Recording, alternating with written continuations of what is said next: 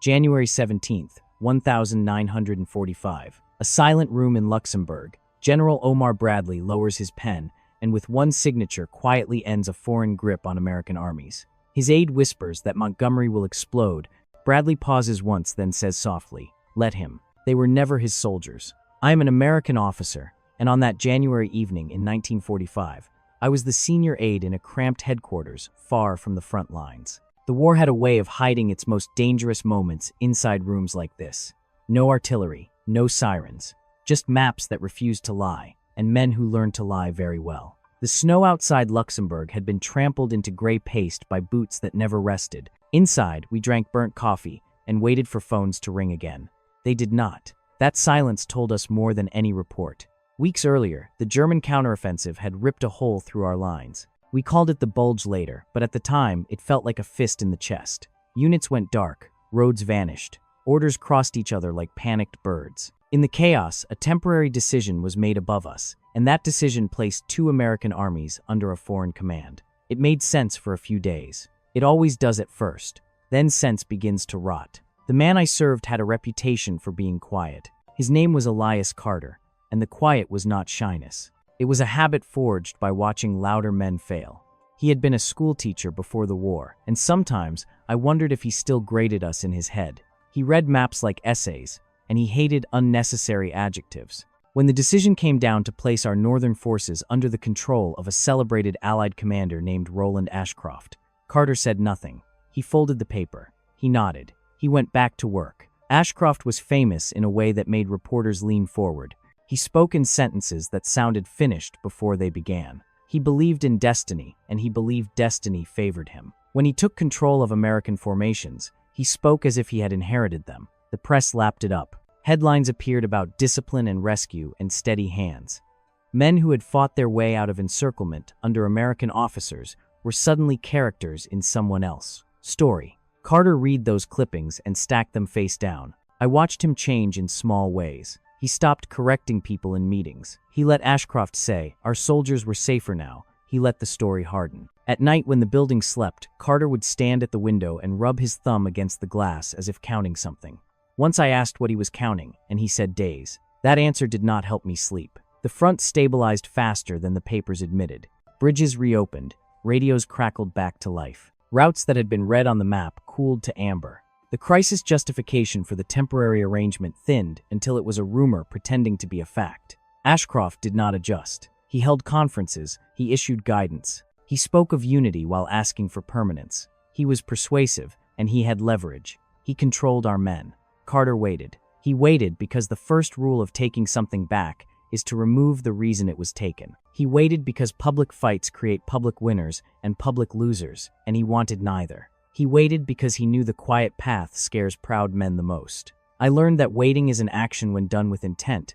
One evening, he called me into his office and closed the door with a softness that felt louder than a slam. He asked for 3 folders and a list of restored communication nodes. He asked for a clean timeline that showed when the emergency ended. He asked for nothing that could be argued with. Facts are heavy. He planned to drop them without drama. I carried messages through corridors where staff officers whispered about careers and alliances. Some warned me that Ashcroft would be furious. Some said the prime ministers would trade words and the press would howl.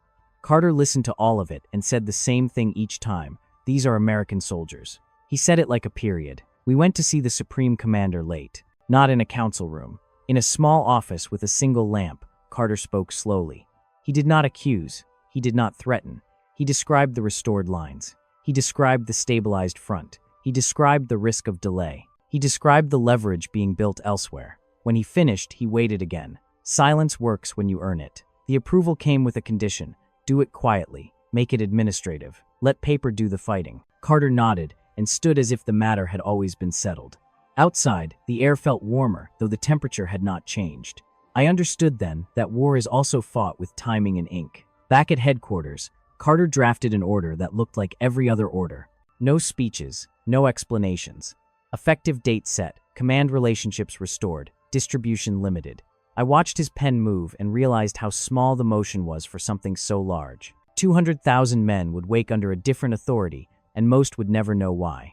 As the night deepened, Ashcroft was still speaking to reporters somewhere. He was still telling a story that needed time to be true. Time was the one thing Carter did not give him. We sent the paperwork along channels that could not be blocked without admitting obstruction. We logged it. We filed it. We waited again. I walked the halls while the order traveled. I thought about the soldiers north of us, men who trusted flags on their sleeves and names on their orders, men who deserved clarity. I thought about how power behaves when nobody is looking. It hates that. Just before dawn, a clerk confirmed receipt at the last node. The transfer was complete. No cheers followed. No arguments arrived yet. The building remained quiet. Carter poured coffee and handed me a cup. He did not smile. He said, "Get some rest." I asked what would happen next, and he said people would talk. He said, "Let them." By noon, the protests would begin, and by night, they would fade. By then, the fact would be older than the outrage. Ashcroft would discover that leverage evaporates when its basis disappears. He would write letters. He would speak of insult. None of it would put the men back under his control. That morning, I stepped outside and watched a convoy roll past with American stars dulled by mud. The drivers looked forward.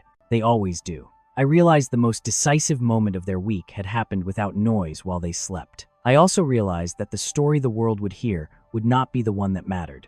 If you are still with me, like the video and share where you are watching from.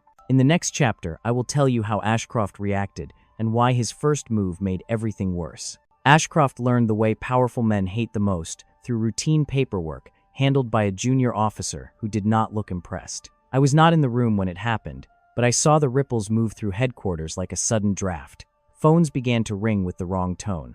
Doors closed too carefully. Voices dropped. When a system built on confidence detects doubt, it starts shedding heat, and that morning, the temperature changed everywhere at once. By mid-morning, Ashcroft had convinced himself this was a mistake. He told his staff the order could not be real because it did not sound important enough. He had expected confrontation arguments, maybe even a public dispute. What he received instead was silence and signatures. He demanded confirmation and received copies. He demanded explanations and received dates. He demanded delay and received nothing at all. The paper did not argue back. The press noticed the shift before they understood it. Reporters began asking why briefings felt smaller, why certain phrases stopped appearing, why maps showed new boundaries without comment. Ashcroft responded the only way he knew, by filling the void with words. He framed the change as a technical adjustment. He hinted at coordination issues. He implied the Americans were nervous. Each sentence tried to pull the story back toward him. Carter read the transcripts and said nothing. He had predicted this phase. When men lose leverage, they reach for narrative.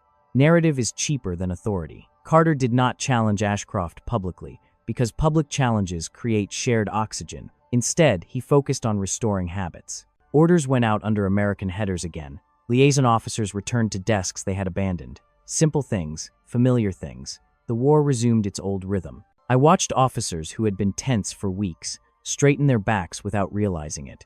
Pride returned quietly, not loud pride, the kind that lets you sleep. Carter walked the halls and asked questions about supply and weather. He avoided any mention of the change. That absence was deliberate. If you do not feed a fire, it starves. Ashcroft escalated. He reached for political channels. He sent messages across the water and framed the transfer as disrespect. He argued that efficiency was being sacrificed for ego. He knew the words to use. He had used them before. The difference now was timing. The emergency was over, and everyone knew it. His arguments sounded late. The backlash he expected did not arrive. Allied leaders acknowledged his concerns and moved on. They were busy. The war was moving fast again, and victories have a way of quieting disputes. Carter understood this better than anyone. He knew that success absorbs controversy, so he focused on success. There was a moment that afternoon when Ashcroft tried to regain control by issuing guidance to units he no longer commanded. The message bounced back politely. Incorrect routing. Please refer to current command relationships. I saw the note on a clerk desk and understood then that humiliation does not need witnesses. It only needs confirmation. Ashcroft still had allies. Some admired his certainty. Some feared his temper. Some believed the press more than paper. Carter anticipated that too. He invited a small group of skeptical officers to walk the maps with him. He did not argue. He asked them to point out any operational disadvantage created by the transfer. They could not. He thanked them and ended the meeting early. Doubt works both ways. The public conversation grew noisy for a day and then lost interest. Another offensive captured attention. Another town changed hands. The headlines chased explosions and left paperwork behind.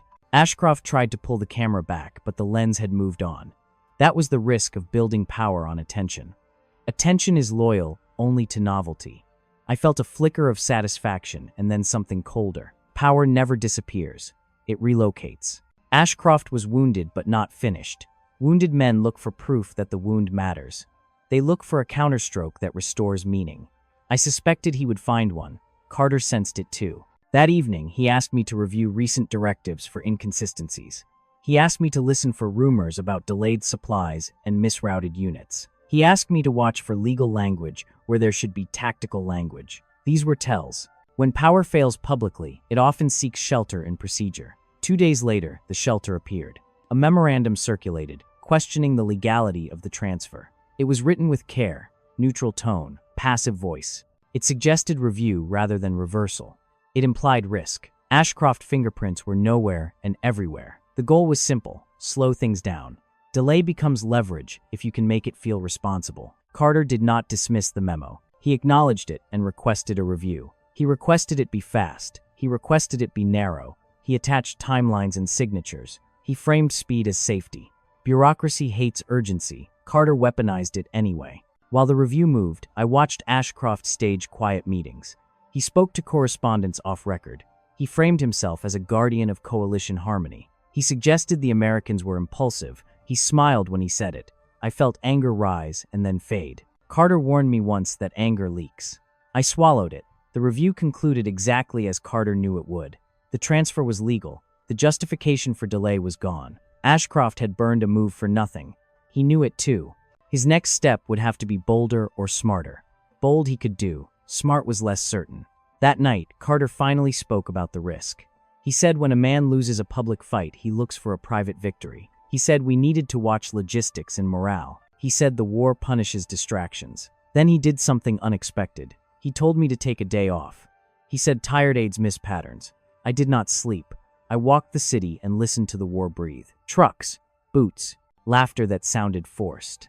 I realized the story was not over because Ashcroft could not accept invisibility.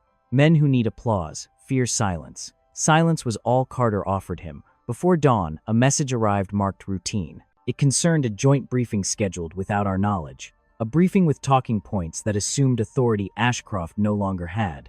It was a small thing on paper. It was a signal in context. I understood then that the next move would test whether paper could still win. If you think Ashcroft would back down here, say so in the comments. If you think he would double down, tell me why. Like the video if you are still with me. In the next chapter, I will tell you how a single briefing nearly reversed everything and why Carter chose not to stop it.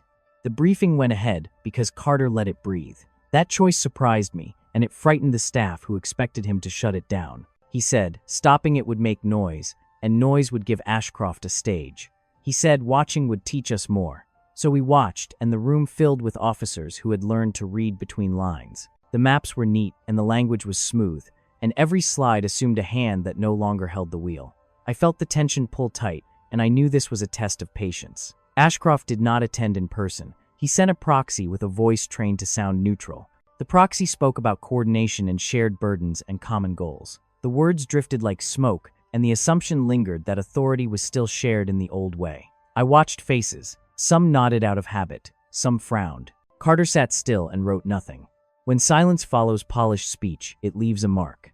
Afterward, the proxy asked for acknowledgments. None came. Papers were gathered, chairs scraped. The room emptied without argument. The absence of applause was the loudest thing I had heard all week. Ashcroft wanted friction, and instead received a vacuum. That vacuum would either collapse or pull him in. I wondered which would happen. Within hours, rumors appeared about supply delays in the north. Nothing provable, just enough to unsettle. Carter anticipated this too.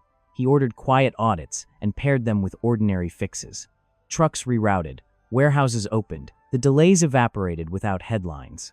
Ashcroft lost another thread to pull, and I saw frustration leak through his channels. That evening, Carter asked me to sit with him and read letters from soldiers. He did this when he needed to remember scale. One letter mentioned mud, another mentioned coffee, another mentioned fear dressed up as jokes. None mentioned command politics. Carter closed the folder and said, "We do not borrow stress from men who cannot afford it." He meant we would not turn this into theater. Ashcroft changed tactics. He reached for law again, but this time with a sharper edge. A draft circulated that reframed the transfer as temporary pending review of coalition protocols. It was clever, and it was dangerous. Temporary is a word that grows legs. I felt a chill. Carter smiled, and that smile worried me more. He asked for a single meeting with the legal staff. No speeches, no blame. He asked them to explain the draft, as if he had never seen it. They did, and he listened. Then he asked them to list the conditions that would end the temporary status. They listed them, and he checked them off one by one with dates already met. He thanked them and ended the meeting. The draft died quietly. The next move came from the press again. An anonymous briefing suggested Americans were fracturing unity. It painted Carter as stubborn and implied risk to the advance. The story ran small but fast. Carter read it and said, "We will not chase smoke." He asked me to arrange a visit to a field hospital. No cameras, just presence. Authority grows roots where you water it. At the hospital, Carter shook hands and listened. He asked nurses what they needed and wrote it down. He asked doctors about transport times and fixed 2 of them before lunch. Word traveled faster than any article. When leaders show up without scripts, people notice. Ashcroft could not match that without an audience. Late that night, a message arrived inviting Carter to a joint council where Ashcroft would present a new framework. The timing was wrong and the agenda was vague. Carter accepted. He accepted because saying no would suggest fear. He accepted because this was the kind of room where leverage could be tested openly. I prepared notes and slept badly. The council opened with pleasantries and drifted into philosophy. Ashcroft spoke of unity as if it were ownership. Carter waited until the air thinned and then asked a simple question without punctuation.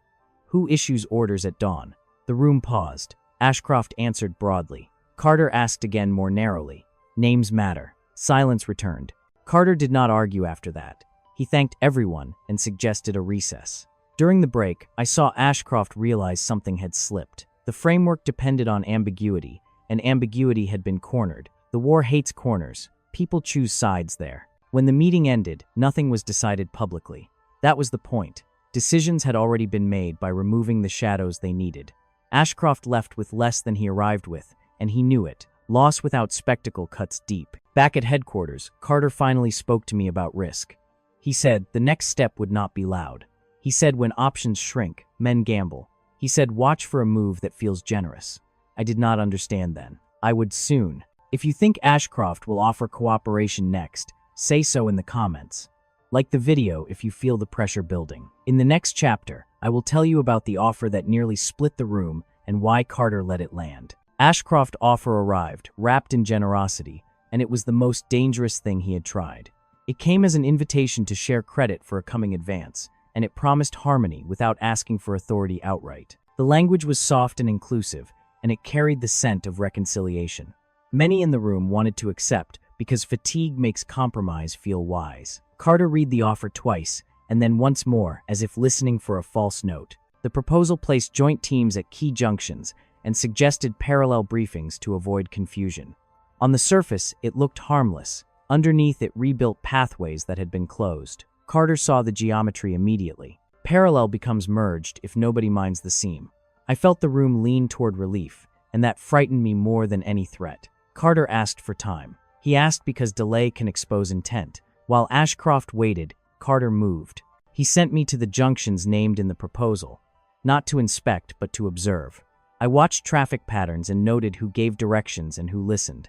Authority leaves footprints. You can follow them without confronting the walker. What I found was subtle. A liaison here speaking as if tomorrow was already decided. A clerk there, routing requests upward instead of sideways. Small shifts that suggested the offer was not about credit. It was about restoring habits. Habits are power disguised as comfort. Carter assembled a quiet group and laid out what we saw. He did not accuse Ashcroft. He described behavior. He asked a question that forced a choice. Do we want clarity, or do we want peace that costs clarity? No one answered quickly. That was the right sign. Ashcroft pressed again. He sent a message praising Carter publicly for leadership. Compliments can be knives if you hold them wrong. The praise framed Carter as a partner rather than a commander. The press liked it. Some officers did too. Carter did not respond. Silence again. It worked until it did not. The next escalation came through logistics. A shortage appeared in a sector tied to the proposed joint team, Nothing dramatic. Enough to suggest coordination would help. Carter ordered a fix without consulting Ashcroft. The fix worked. The argument for joint control weakened. Ashcroft learned that his offer could be countered by competence. That knowledge stung. That evening, Carter did something I did not expect. He accepted part of the offer. He agreed to shared briefings only and refused joint teams. It split the package and exposed the lever. Ashcroft could not reject the partial acceptance without revealing his aim. He accepted and smiled. The smile was thinner. At the first shared briefing, Ashcroft tried to steer. Carter let him speak and then asked for specifics. Dates, units, authorities. The answers drifted. Carter summarized crisply and assigned tasks under American headers. The room followed the headers. Habit beat rhetoric again. Ashcroft changed tone. He became personal. He spoke of trust and sacrifice, and implied Carter lacked generosity. Carter listened and nodded and said trust is built by clarity. He said sacrifice belongs to the soldiers, not the speeches. The room cooled. I felt the pivot. The twist came when a courier delivered a sealed packet addressed to Carter from an unexpected ally. Inside was a record of communications that showed Ashcroft had promised influence he could not legally grant. The offer had been bait for leverage elsewhere. Carter closed the packet and said nothing. He did not need to reveal it yet. Timing is a blade you sharpen by waiting. He used the packet to adjust posture, not to strike. He tightened routing rules. He clarified authorities in writing. He made it impossible for promises to land without paper. Ashcroft felt the net but could not see it. The pressure mounted as the front moved. Success made patience scarce. Some urged Carter to expose Ashcroft publicly. Carter refused. He said exposure ends games, but it also ends trust. He said, we are not here to win an argument. We are here to finish a war. Ashcroft made his gamble then. He announced a press availability timed to the next operation. He would frame unity as his creation and invite Carter to stand beside him. Declining would look petty. Accepting would blur lines. Carter asked me what I thought. I told him both choices were bad. He said, then we choose the third. He accepted the appearance and rewrote the format. No podiums, no prepared remarks, questions limited to the operation and answered by the officers responsible. Carter placed himself off camera. Authority without spotlight unnerves men who crave it. The event ended flat. Ashcroft spoke less than he planned. The officers spoke more than expected. The story did not bend. I saw Ashcroft realize the field was shrinking. He would need something bigger. If you think the next move will be reckless, say so in the comments. Like the video if you feel the squeeze. In the next chapter, I will tell you about the document Ashcroft released and why it nearly unraveled everything before saving it. The document appeared at dawn, and it carried the weight Ashcroft needed. It was stamped routine and written in language that looked harmless to anyone skimming before coffee. By the time the first calls came in, I had already read it twice and felt my stomach drop. The document reframed coordination rules in a way that shifted authority sideways instead of upward. It did not grab command directly. It rerouted it. That was the twist, and it was clever. Ashcroft released it through channels that prized speed over scrutiny. Clerks forwarded it. Officers acknowledged it. Habits began to bend. Within hours, I saw requests moving in the wrong direction again. Not wrong enough to trigger alarms, wrong enough to erode. Carter arrived and sensed it before I spoke. He asked for the document and read it without changing his face. He nodded once and said, "This is the one." For the first time since January, I saw him pause. Not in doubt, in calculation. The document forced a choice he had avoided. Ignore it and risk drift. Expose it and ignite a public fight. He chose a third path again, and it was the riskiest yet. He decided to let the document work for a day.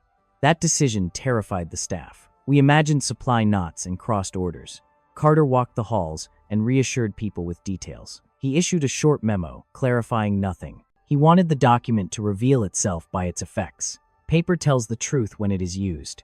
By afternoon, the effects were visible. A request bounced twice. A briefing conflicted with an order. A unit waited for guidance that arrived late. Nothing catastrophic. Enough friction to be felt. Carter gathered those instances and stacked them like evidence. He did not speak Ashcroft's name. He did not need to. Then came the twist outside the lines. A message arrived from a civilian oversight office asking for clarification. The document had triggered questions beyond the military.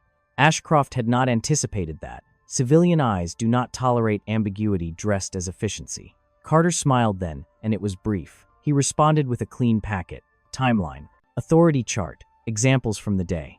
He framed the issue as safety. Safety moves faster than pride.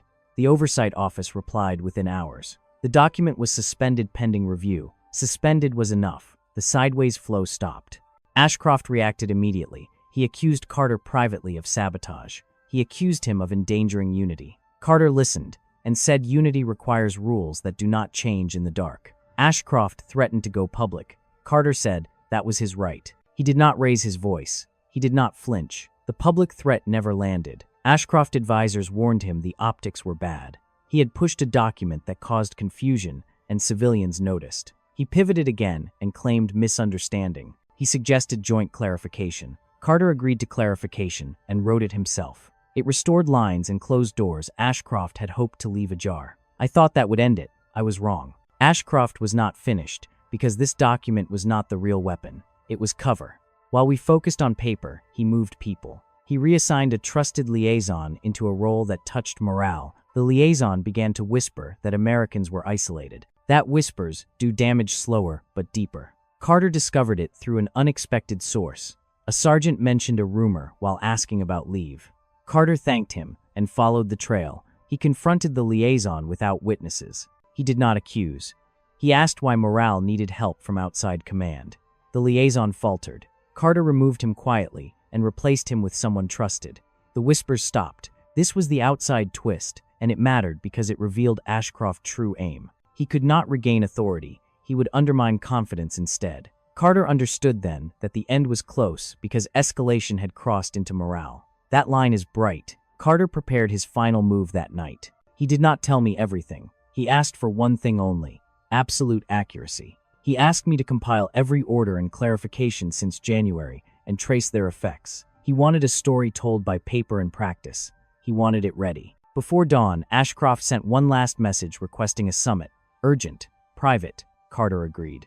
He agreed because closure requires presence. I went with him and felt the air change as we entered the room. Ashcroft looked tired. He spoke fast. He offered compromise again. Carter listened and said no. He said no without anger. He said the line had been crossed and restored too many times.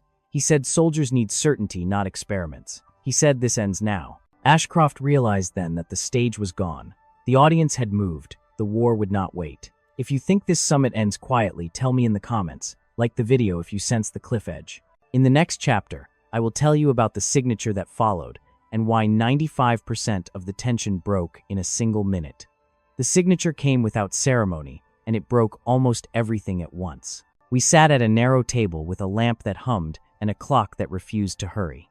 Ashcroft spoke first and tried to reopen doors with words that sounded reasonable if you ignored the past weeks. Carter waited until the words ran out. Then he slid a thin folder across the table and said, "This is the record." He said it calmly, and the calm landed harder than anger ever could. Inside the folder was what he had asked me to prepare. Orders, clarifications, timelines, effects measured in hours and miles. Each page showed how ambiguity had slowed action and how clarity restored it. Nothing accused, nothing editorialized.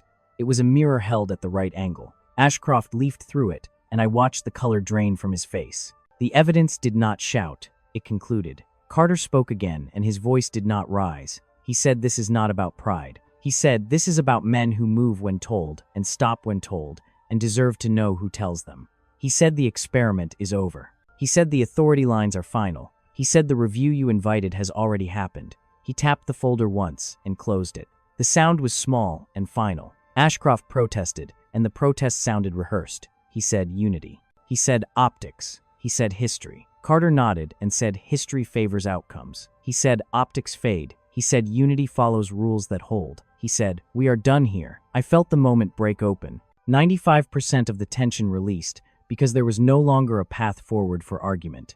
Ashcroft reached for a last lever, and it failed in his hand. He suggested escalation to the highest level. Carter said the highest level has been informed.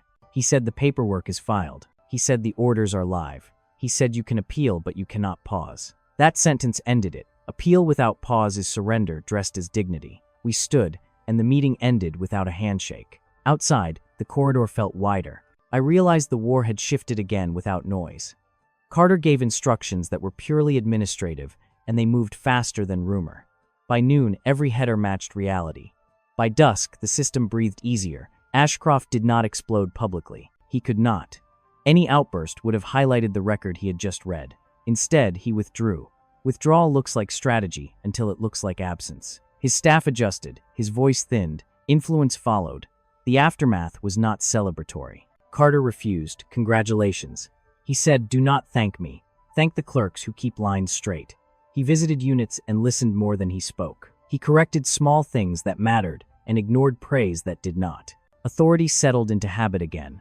That evening, I watched a briefing where officers spoke plainly and left with clear tasks. No qualifiers, no parallel chains. The room felt lighter.